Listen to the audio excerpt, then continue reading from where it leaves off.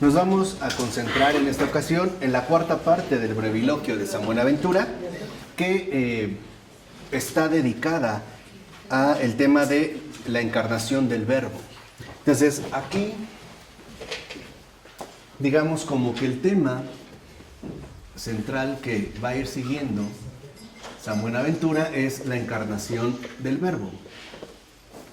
Y lo irá haciendo justamente como en un orden, por decirlo de esta manera, incluso comprensivo para nosotros. Vamos a decirlo así, desde el comienzo hasta el final.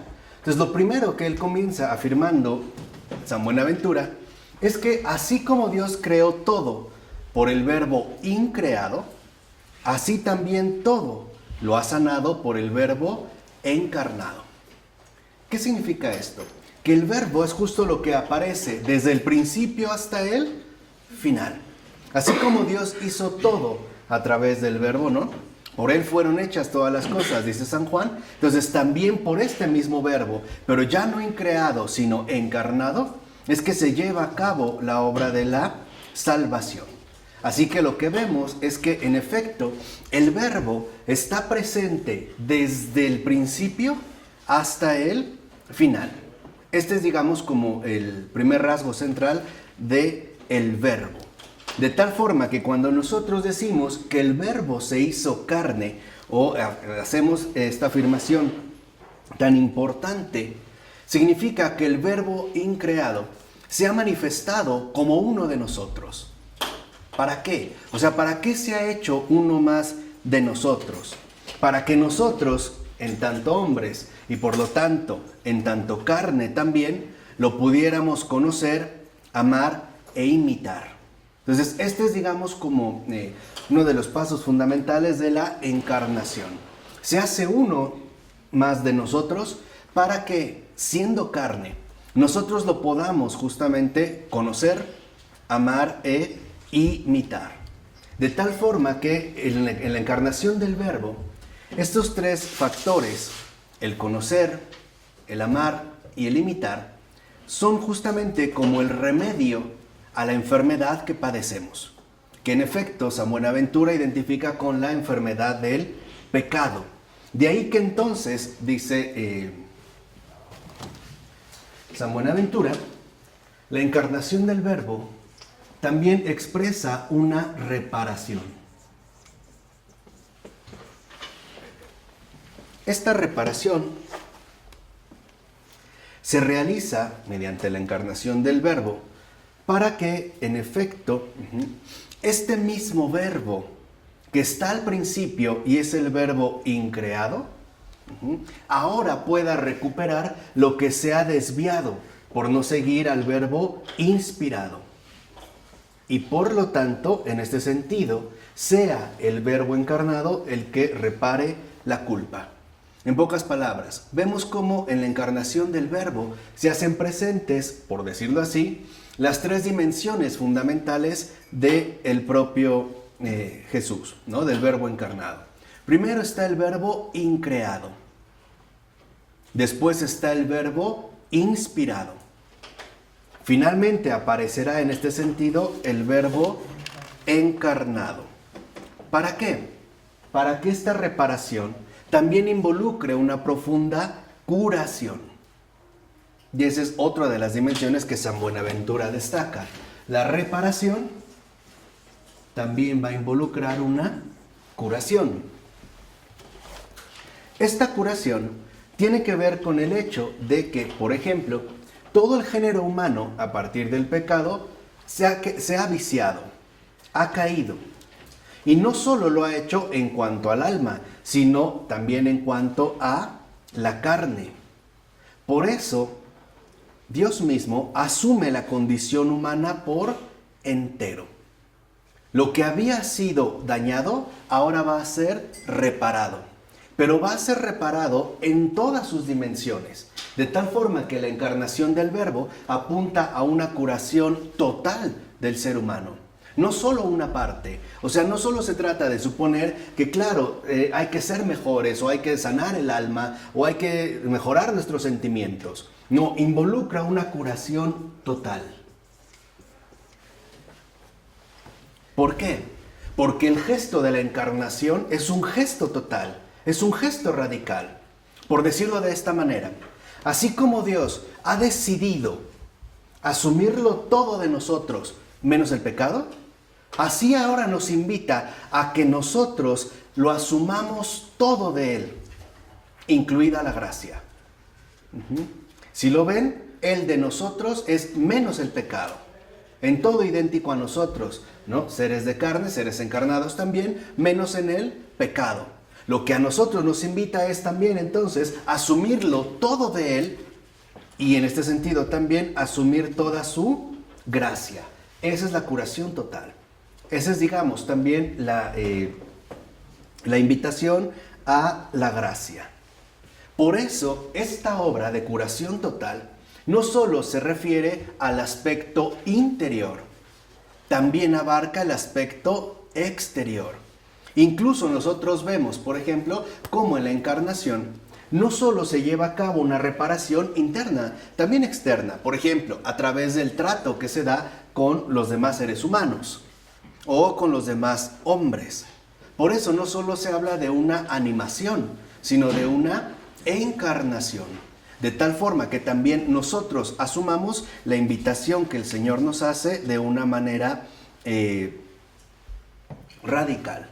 Por eso, esta curación total que lleva a cabo la encarnación del Verbo, manifiesta 3 dimensiones importantes que el propio Verbo ha asumido. 1, como reparador. 2, como reconciliador. Y 3, como mediador. Entonces, el Verbo, es decir, el Hijo de Dios, es reparador, es reconciliador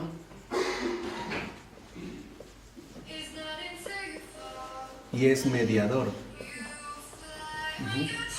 Es en este sentido reparador, reconciliador y mediador. ¿Qué significa esto en este sentido? Él es el reparador porque por Él fueron creadas las cosas. Por decirlo así, si todo fue creado a partir del Verbo increado, entonces es solo el Verbo el único que realmente puede reparar todas las cosas, porque de Él provienen. Y en último término, a Él pertenecen. Por eso es, en ese sentido, reparador, porque han provenido de Él. Por Él, en último término, es que han sido hechas. Es reconciliador porque es, digámoslo, en este sentido, el que reconcilia esta ruptura que se ha dado entre el Creador y la criatura. Él va a intervenir no solo como aquel por el cual se han hecho todas las cosas, sino también aquel por el cual, en efecto, todas las cosas se pueden reconciliar, tanto entre sí como, y por encima de todo, con su propio Creador. Y es aparte el mediador, porque como mediador ha asumido en totalidad la realidad tanto de lo divino, porque es verdadero Dios, como de lo humano, porque es en este sentido verdadero hombre. Entonces, en un primer punto, es reparador, reconciliador y mediador, y por eso a nosotros nos invita a su vez a 3 cosas. Primero, al divino conocimiento, a conocer las cosas a la luz de la verdad. 2, nos invita a la divina conformidad, ¿no? O sea, realmente conformarnos, adquirir la forma que Dios quiere para nosotros. ¿Cuál es esta forma? La filiación divina. O sea, el ser hijos de Dios. Este es, digamos, como en un primer momento, el sentido profundo de la encarnación. Reparar, reconciliar y mediar. Transmitirnos el divino conocimiento que nos conduce a la conformidad del ser hijos de Dios. Así pues, este es el primer paso. El segundo es entender el modo de la encarnación. ¿Cómo se dio? ¿Quedó el primer fundamento? ¿No? Digamos, el fundamento profundo. La segunda es cómo se dio el modo de la encarnación. Primero, sabemos que hay un anuncio. de parte de un ángel dirigido a la bienaventurada Virgen María, ¿no? Que es justamente, ¿no?, el que anuncia el misterio de la encarnación que debía realizar, o se debía de realizar en ella. Hay un anuncio. La Virgen lo cree, lo creyó. Pero no solo lo cree, lo desea.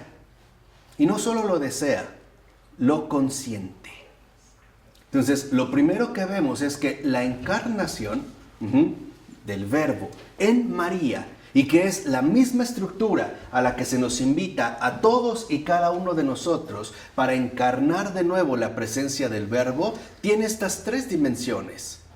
Primero, el creer. Esa es la base, vamos a decirlo así, la fe. Primero involucra creer. Segundo, desear. No basta con creer.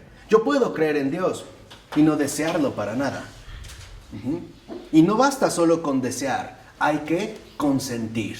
Porque una persona puede decir, sí creo, me gustaría, quisiera, pero en el fondo no lo permito. En María entonces, por ejemplo, el creer, el desear y el consentir están plenamente coordinados. No hay discrepancia entre uno y otro. Es pura transparencia. María cree, desea y consiente. ¿Qué cree? Que el Espíritu Santo puede. ¿Qué desea? ¿Y qué consiente? La obra redentora de Dios. Eso es lo que ella cree.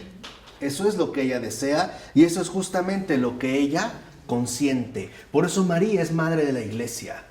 Porque María es la gran maestra del cristiano.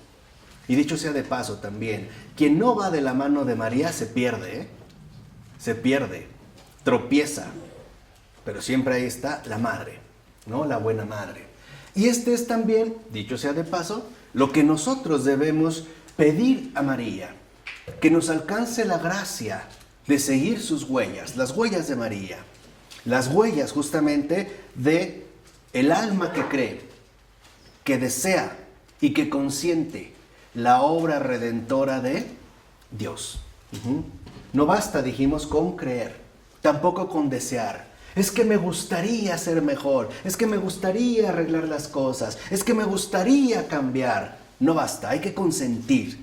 Y el consentimiento es decirle sí a Dios. Este es, digamos, como el último paso. De tal manera que esto es lo que permite que en efecto ella sea fecundada. Dios fecunda a María. La fecunda porque cree. Ella es la primera creyente, en el sentido radical. Ella es la, yo estoy convencido que no solo es la primera, es la más grande de todos los creyentes, de todas las almas creyentes, incluidos los ángeles. Ella es la verdadera creyente, ¿no? Ella es la verdadera deseante, la que ha deseado ardientemente que se realice la obra del Señor, a tal grado que incluso se encarna en su vientre, se ha materializado. Lo invisible, en este sentido, se ha vuelto visible. Y ha consentido de tal manera la obra del Señor que por ella y gracias a ella el Verbo se hizo carne. Ahí está, digamos, la situación plenamente concreta. Ahí vemos la figura central de María, que como sabemos siempre permaneció virgen. Virgen al concebir, virgen incluso al parir y después de parir. Porque esa es la virginidad. La verdadera virginidad es la recepción plena de la obra del Señor, que no perturba la realidad humana, no la afecta, como nosotros en términos humanos sí lo hacemos. Por ejemplo, cuando un hombre y una mujer por primera vez tienen un encuentro sexual, algo se afectó. Por lo menos sabemos que se perdió la virginidad. El Señor es tan bueno que no afecta a su criatura. Puede fecundar a una criatura suya como María y no la perjudica. Primera gran lección de hoy que nos transmite San Buenaventura. Dios jamás daña a su criatura. Dios no hace daño. Y lo vemos en el caso más radical de María. La ha fecundado realmente. La Trinidad ha hecho una obra maestra. No la manchó, no la denigró, no la lastimó y no le quitó absolutamente nada. Pensemos, cuando una pareja tiene relaciones sexuales y se separan, ambos se han perjudicado mutuamente, al grado de que ese acto no lo pueden borrar. Y tarde o temprano tendrán que asumir las consecuencias de eso que han realizado. Desde la pregunta habitual de ¿con cuántos has estado o con cuántas has estado? Y uno lucha con sombras inexistentes pero presentes, o el hecho de darme cuenta que perdí algo que definitivamente nadie puede componer. Así que no hay que tener miedo, como nos enseña María, a abrirse plenamente a Dios. Por eso vemos que en este sentido, María no solo concibe la carne, sino que concibe al Verbo. Y por eso, en efecto, ella es madre de Dios. Es justamente madre de Dios porque ha aceptado a Dios totalmente, absolutamente, plenamente. Ha aceptado su reparación, su reconciliación y su mediación. María, en este sentido, en efecto, aparece como la maestra perfecta de cómo dejar obrar a Dios en la vida. En la vida, en el alma humana, lo dijimos. Primero, creer. Segundo, desear. Tercero, consentir. Y el Señor hará maravillas. Ahora, hay algo aquí muy bello. Este gesto que acabamos de mencionar, donde aparece un ángel, donde aparece una mujer y también donde aparece un varón, el Verbo, nos hace entender que este remedio o curación se adapta perfectamente bien como antídoto o reparación exacta contra la enfermedad.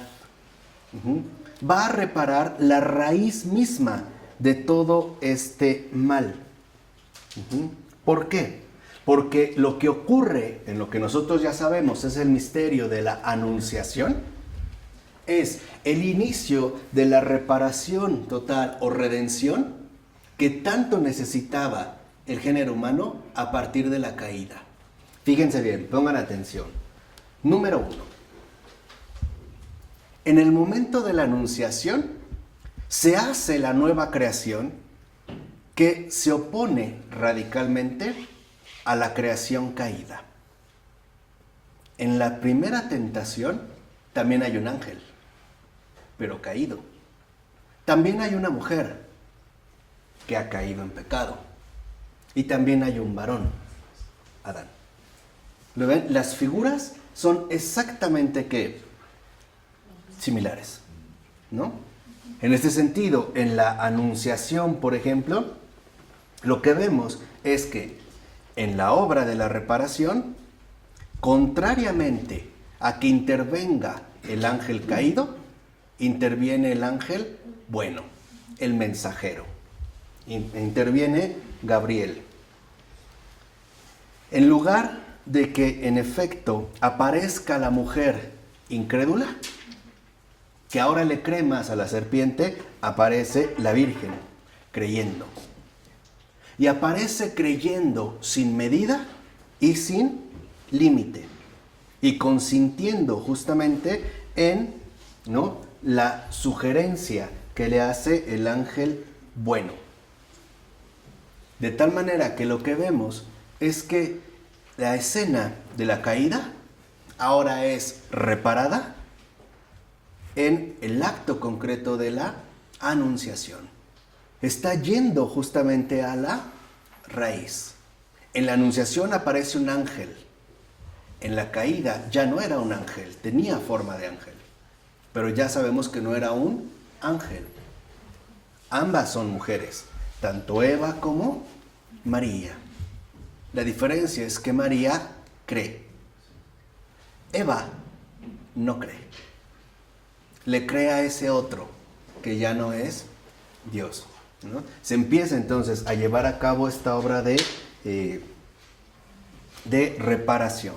Entonces lo que vemos, por ejemplo, y es lo que nos recuerda San Buenaventura, así como la mujer es engañada por el diablo, María es convencida por el ángel.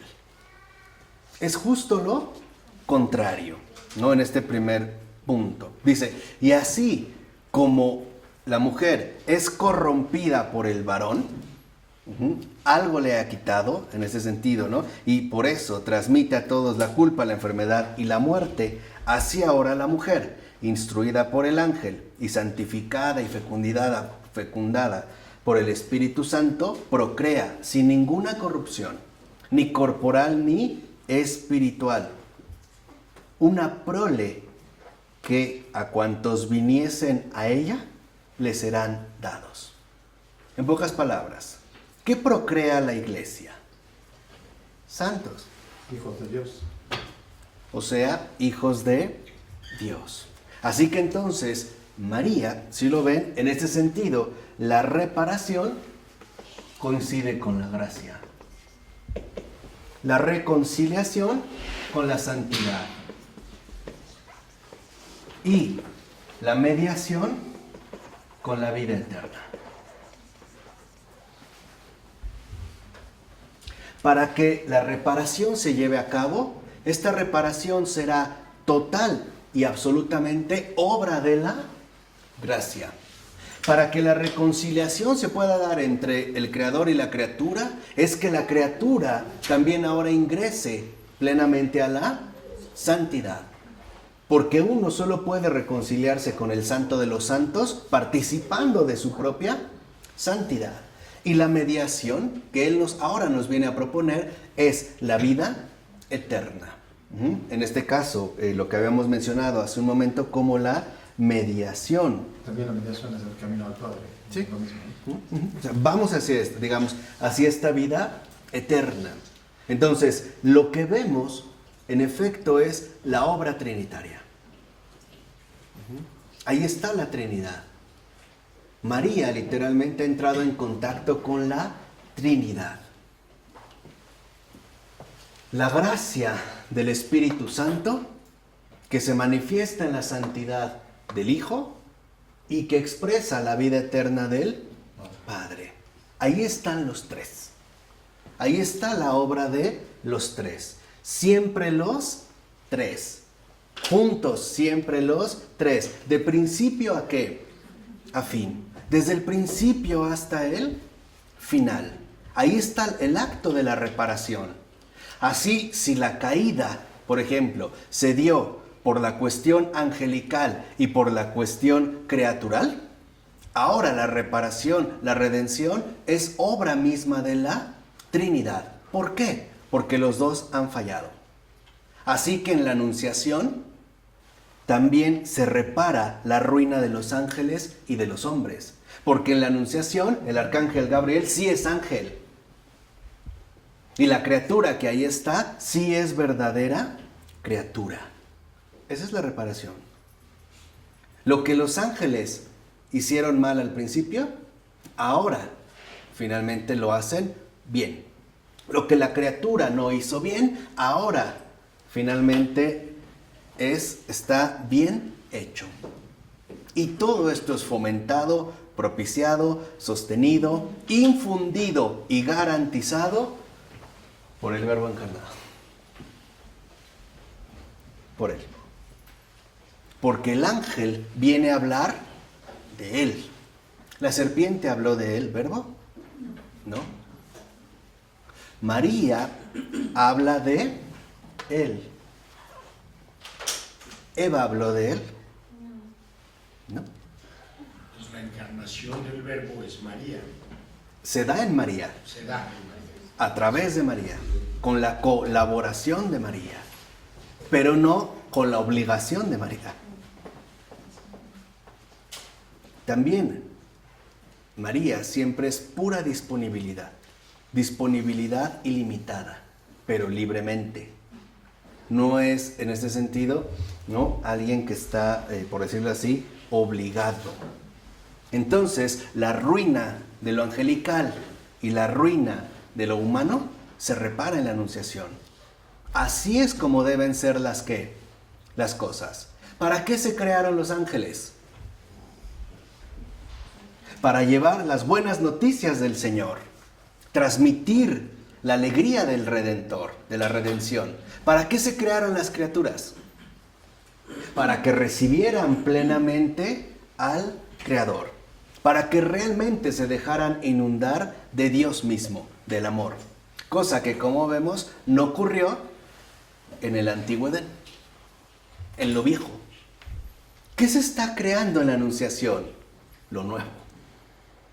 ¿No decía el Señor también en Apocalipsis? He aquí que vengo y hago nuevas todas las cosas. ¿No es el surgimiento de la nueva criatura? El resurgir, incluso vamos a decirlo así, de lo angelical.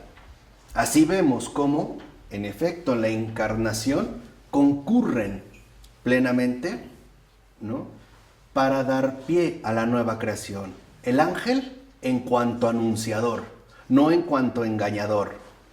La mujer en cuanto concepción, no en cuanto decepción. Y el varón en cuanto concebido, no en cuanto también seducido. ¿Lo ven? Este es, digamos, como la reparación justamente de, en ese sentido, los contrarios. Entonces, el ángel fue el nuncio del Padre Eterno. La Virgen Inmaculada es el templo del Espíritu Santo. Y la prole concebida es la persona misma del Verbo. Por eso, dice San Buenaventura, esta reparación general de todos, esta curación que total, que abarca, para que no se les olvide, tanto lo celestial, angelical, como lo terrenal, dice, se presentan entonces representantes de las tres jerarquías: la divina, la angélica y la humana, para que veamos cómo en efecto alcanza esta reparación una dimensión total, la verdadera universalidad de la redención, que Dios en su grandeza ha querido precisamente transmitir. De tal forma que nos recuerda también San Aventura. Y como este modo de la encarnación tenía que ser perfecto, porque todo lo que Dios hace es perfecto, entonces también la concepción, dice en este sentido, tenía que darse de nueva manera, porque tres ya habían precedido. Fíjense, tres formas de concepción ya habían precedido. La primera, aquella que ocurrió ni de varón ni de mujer. Estamos hablando de la creación. No interviene ni varón ni mujer. Por ejemplo, en Adán. La segunda, de varón, en este caso, pero sin mujer. O sea, como en Eva. Ya hay un varón, pero no hay mujer. La tercera, de varón y mujer, como todos los que nacimos después del pecado. Y no hay otra alternativa.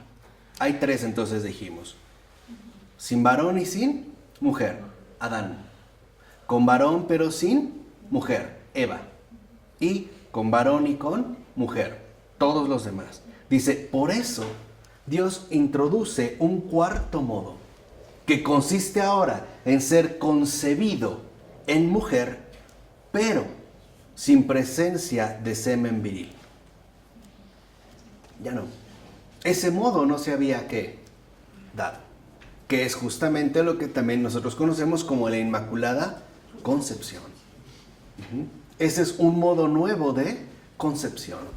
De tal forma que entonces aquello que la Virgen concibe de manera concreta en el caso de la encarnación es la intervención en ella de una concepción en mujer pero sin participación masculina. También en ese sentido, sin participación masculina. Lo cual abrirá dos dimensiones fundamentales para la vida de todo creyente. La nueva criatura que es encarnado en el seno de la iglesia y que también es formado en espíritu. Aquí emerge justamente la nueva criatura, porque es una concepción totalmente nueva. Así lo que vemos es que la maternidad de María es una maternidad perfecta. Es pura maternidad y por lo tanto también es pura fecundidad. Pensemos, ¿qué pasa con aquellas mujeres que por las razones que sean no pueden tener hijos?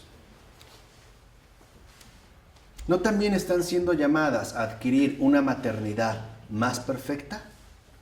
No solo hablo de las religiosas, claro, ellas en primer lugar y más que nadie, pero también de la gente común, que a lo mejor se casa y no ha podido tener hijos. Estamos hablando en este caso de la cuestión femenina, de la maternidad, y no puede tener hijos. ¿No será que el Señor la está invitando a una maternidad más perfecta? Es decir, a una maternidad no limitada por la aparición de lo propio. ¿A qué voy? Los que tenemos hijos, ya hay un límite para que vean la justicia del Señor. Porque a final de cuentas, mis hijos son prioritarios. Yo puedo querer mucho a otros, pero los hijos de mi carne y de mi sangre son bendición, pero también son limitación. Hacen mi amor más reducido, porque marcan el límite de la preferencia. ¿Qué sucede entonces si no tengo hijos propios? Si no puedo decir estos son mis hijos. Se rompe el límite.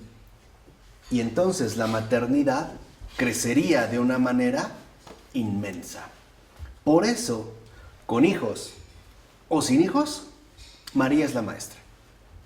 Porque María tiene un hijo propio que no la limita en ese amor. Al grado es tal su apertura de que María en efecto ahora es madre de los pecadores. En ese sentido también es verdadera madre nuestra. Así que ella siempre se presta para ese más de Dios que excede cualquier medida o cualquier límite. Y esto, digamos, se ve muy bello en la manera en la cual Jesús se refiere a ella en las bodas de Caná. Ya no le dice mamá o madre, le llama mujer. Ese gesto, no, bueno, ¿y nosotros qué? Ese gesto de mujer ya le insinúa a María que ella está llamada a ser madre de todos. Porque al llamarla mujer, ya le da a entender claramente Jesús que si él empieza en ese momento a realizar el milagro en Caná, su hora ha llegado.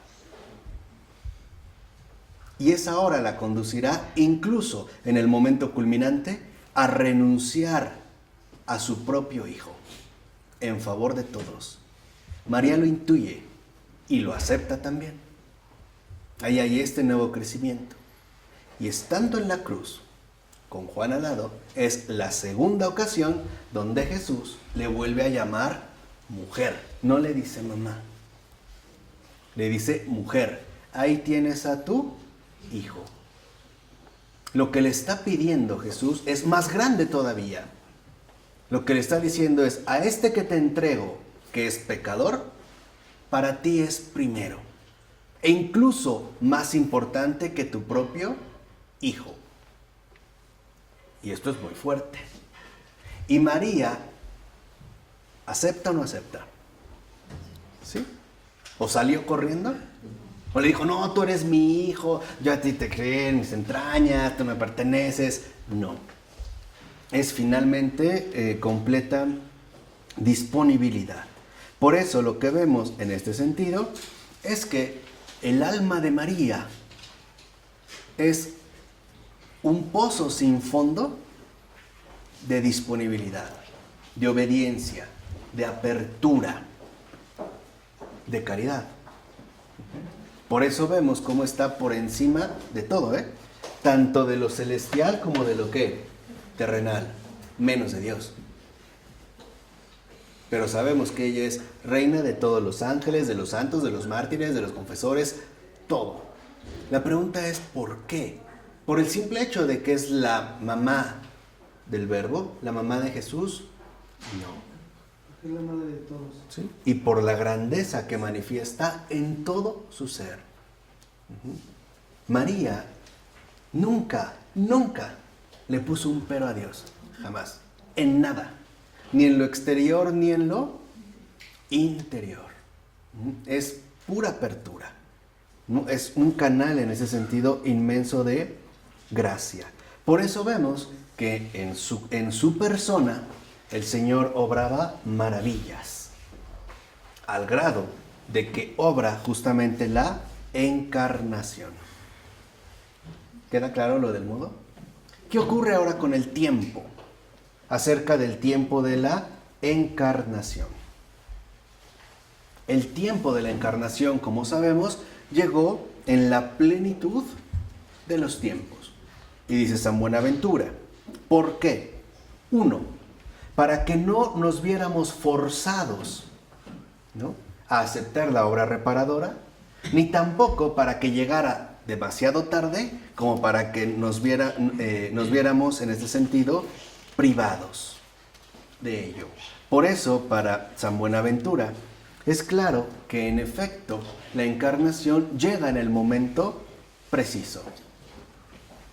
Ni luego, ni hasta el final, sino en la plenitud de los tiempos para que se realice en este sentido tanto después de la ley natural como de la ley de la Escritura. ¿Qué significa esto? Dice San Buenaventura. Dice, nadie busca un médico si no se reconoce enfermo. Nadie va con el maestro si no se confiesa ignorante. Nadie pide ayuda si no se declara impotente.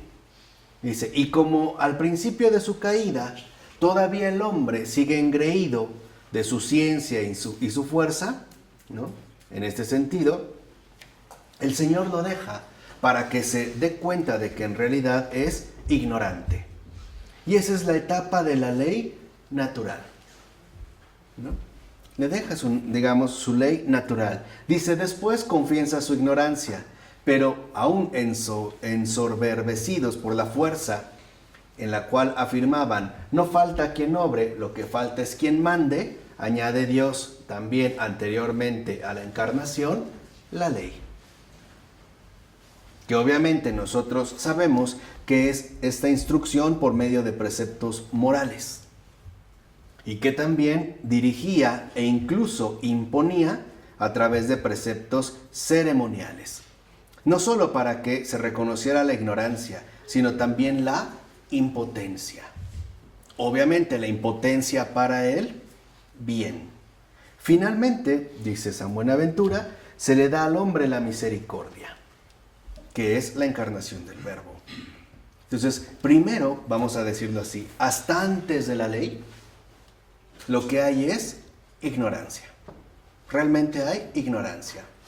A partir de que se da la ley, lo que se reconoce es la impotencia. Y eso que son 10 mandamientos, no como los fariseos que han 600 y tantos para cada día. Se ve la impotencia. De tal manera que ante lo que desconocemos y ante lo que no podemos, nos volviéramos receptivos y dóciles a la obra del Señor, ¿no?, a la aceptación finalmente de la gracia.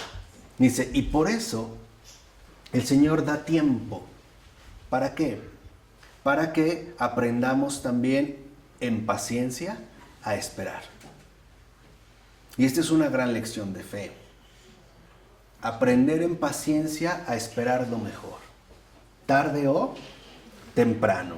Y al esperarlo, en ese sentido, y se retrase o se retarde, incrementemos el deseo con viva ansia. De tal manera que del deseo acudamos de inmediato al amor ardiente. Y cuando esto sea recibido con máxima gratitud y se conserve con plena solicitud. Por eso lo hizo. Pongámoslo otra vez en el terreno sexual, a la luz de la Anunciación. ¿Qué pasa hoy cuando todo no es recibido, sino arrebatado con precipitación? Los jóvenes de repente asumen una especie de vida loca sexual, ¿no? Todo el tiempo. Por alguna razón, o por falta de razón quizá, se van a vivir juntos o se casan. Entonces ya no quieren, ya no lo conservan, ya están cansados, ya les duele la cabeza. Cuando antes, cualquier momento, lugar o situación era lo propicio. Ya no. Ya, simplemente se hartaron. Y es curioso porque en lugar de incrementar el deseo, lo quitan. En lugar de fomentar el amor ardiente, lo congelan. Y todo acaba siendo, en último término, rutinario. Así que la encarnación encuadra de manera perfecta tanto el lugar como el tiempo. Porque la encarnación, en ese sentido, es la obra más perfecta de las obras divinas. Y lo vimos hace rato. ¿Quién falló? ¿Los ángeles? No. ¿La criatura? No. Ahí está la conjunción plena del cielo y de la tierra. Y por lo tanto, también vamos viendo cómo va pasando en base a la sabiduría divina de lo más imperfecto a lo más que perfecto, ¿no? En ese sentido de crecimiento.